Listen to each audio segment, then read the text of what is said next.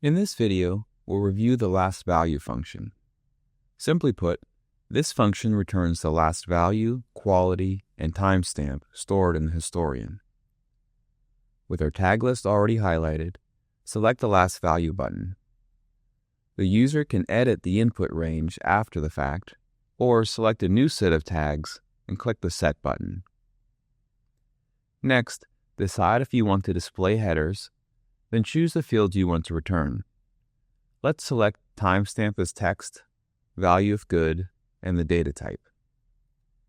Finally, choose between a vertical or horizontal output, then set the output location. Since I'm including column headers, I want my output to begin in the row above my tag list. Click Apply or OK. So that's all for the last value function. Thanks for watching.